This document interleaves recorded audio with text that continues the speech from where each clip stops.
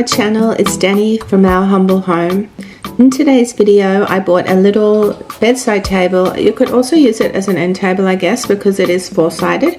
I bought it from the marketplace for $10 and you can see it does need a few things doing to it. It's a chunky little monkey. It's got a few little rough spots, but I will fix those up. That should be easy enough. I'll replace the handle and I thought of sanding it back. As you can see, that's what I am doing here, but I think it should come up fine. We'll see how it goes.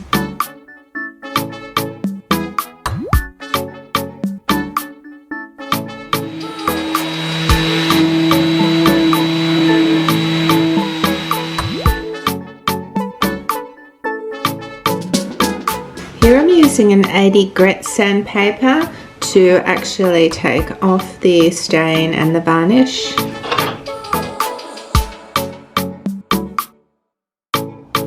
So I've got this far sanding the top and most of it looks really nice. I could keep going. Obviously there's still a bit to come off, but over here I don't know what's happening. I don't know whether I'm just sanding part of it off and some of it actually looks to me a bit like it's been bogged up, but I'm not sure. So this panel here, so that there's something wrong with it and it doesn't look very good. I'll keep sanding it back to a point, but I just think it's probably a waste of time. So this doesn't seem to be getting any better. This along here, I have no idea what that is. Looks like it could be some wood filler. So what I will end up doing is painting the top, I think. Yeah, unfortunately I had a different idea for it, but that's okay. I'll just paint the top.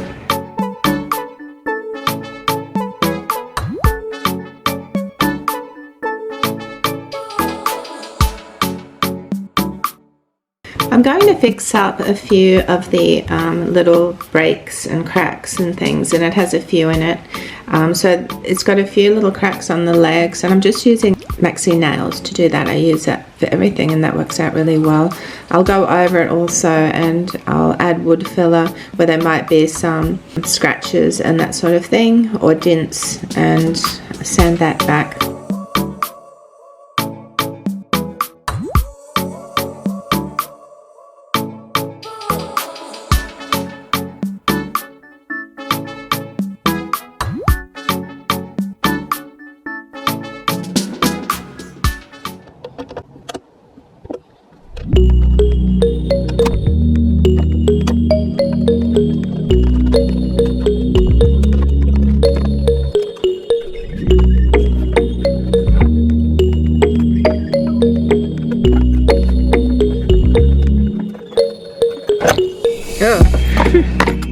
That doesn't.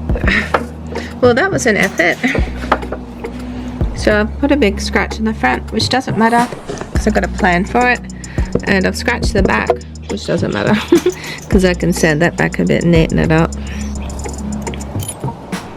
So this is the actual little handle, and if you have a look, so that was on the outside, but this is what was on the inside, and it's like two pieces, but they bent around the back to hold it in place. And it's a bit like the clips you sometimes get for paper to keep two pieces of paper together, so it's really odd. I don't think I'll ever use this one again, but I will keep it. These little medallion things might come in handy for something. Never seen anything like it before. Very strange.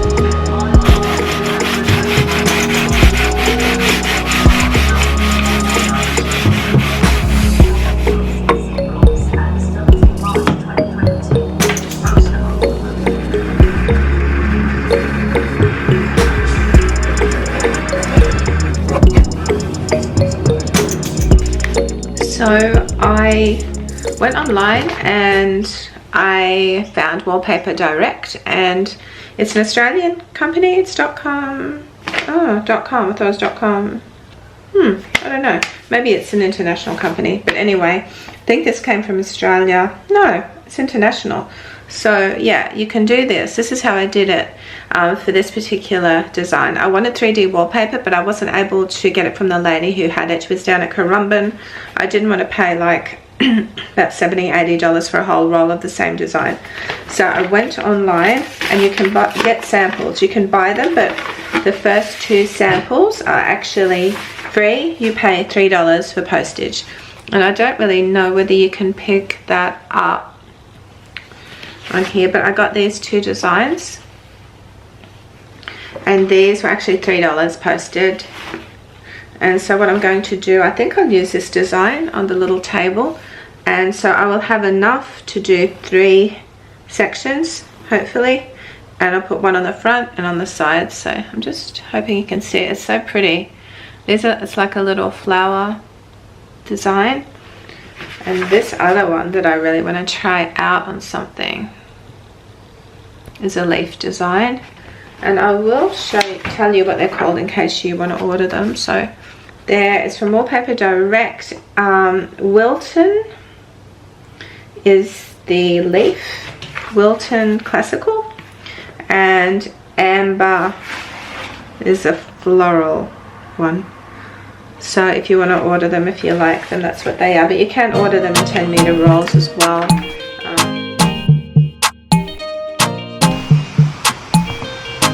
So I'm just actually measuring. There is a little, you can probably see it, not the whole front of the drawer. There is a little panel there that the wallpaper will go on. I'm just putting it on there, and I'm measuring it and cutting it out, and then I will glue it on. I use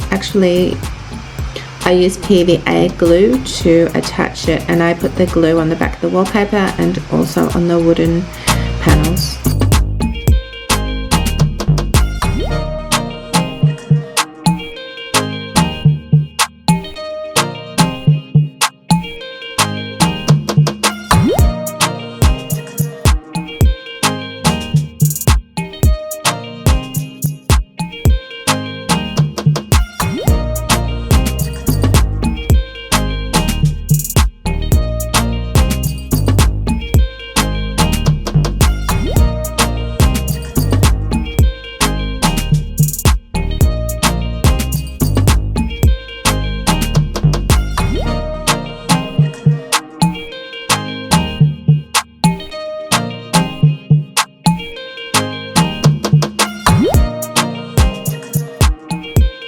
So I did the same for both sides. This is the drawer front, and on both sides I did it. I didn't have enough for the back panel, but that's okay.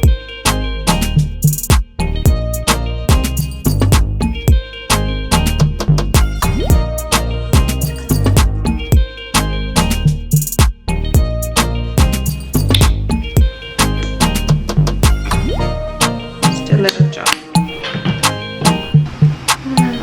I spent $3 on a sample pot of paint, and on the left hand side you can see the color it was originally. It wasn't pink enough for me, so I added some red paint. It actually looked orange there, but it was red to make it a bit pinker. And I'm also adding the flow medium in at the same time. This makes the paint easy to apply, and it also dries nice and smooth. And then I'm putting the Prep 4 in 1, British Paints Prep 4 in 1 on the whole thing. I had enough left in a little sample pot, so I thought I may as well. And I'm sort of glad too, because there was a little bit of bleed through on the top, so this covered that up.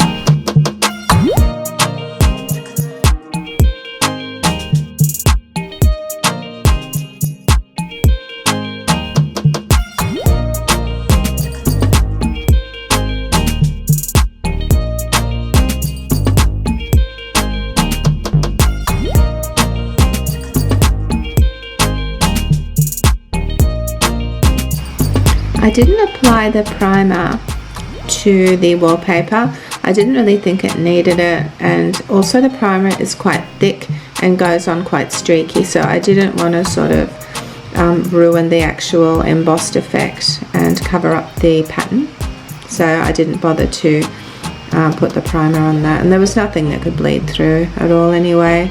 After I did apply the primer though to the top especially, it just looked a bit uneven, and if you remember back to when I was sanding all those funny streaks and divots and things, so I just am filling those up a little bit.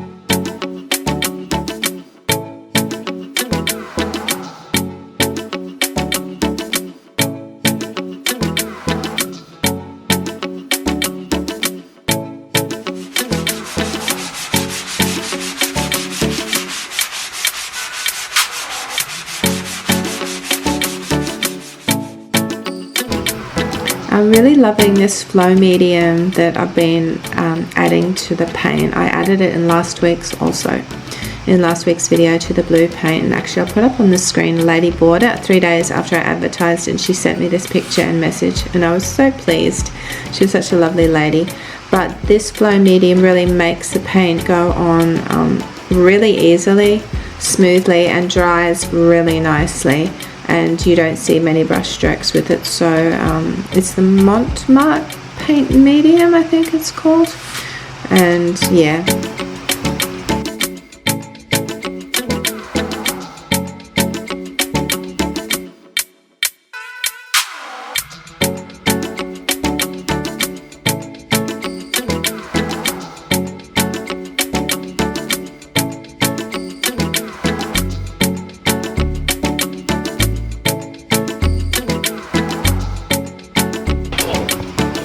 I actually put 3 coats on altogether. I didn't probably really need to. 2 seemed to be fine. And I think I put only 2 coats on the embossed wallpaper because I didn't want to cover up any of the embossing. I didn't want to make the paint too thick over it, and to be honest it didn't need any more than that because it was a nice white. It was almost primed beforehand.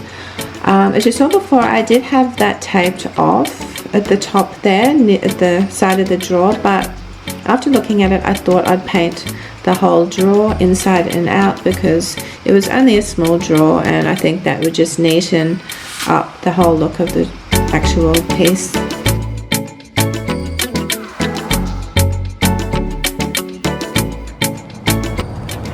So nice and warm. Yeah, so tomorrow I should be able to finish that little pink table and advertise it, so that should be good. Painting underneath just to neaten up the overall appearance and give the whole piece a more professional finished look.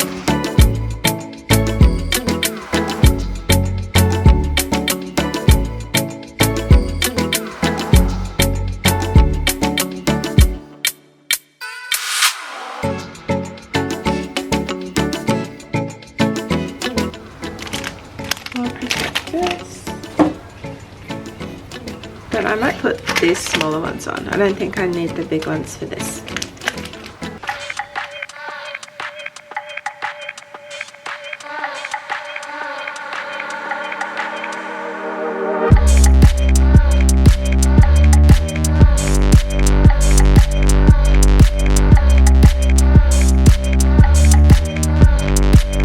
So this will be where the handle goes, because this will be right in the middle.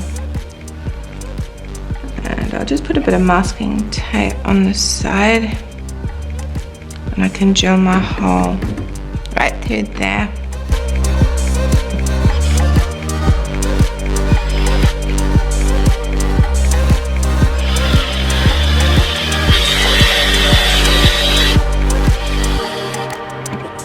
There's that little hole there.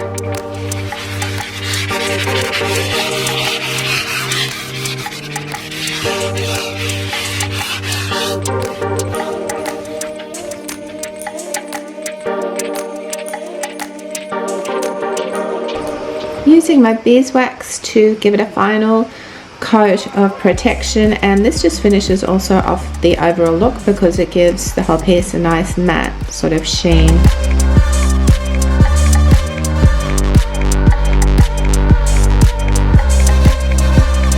I actually made sure I waxed in where the rollers go and the drawer rolls in, because they're not on rollers. I didn't want the paint that I painted on the side of the drawers to be scraped off, so this made it flow and move a lot easier.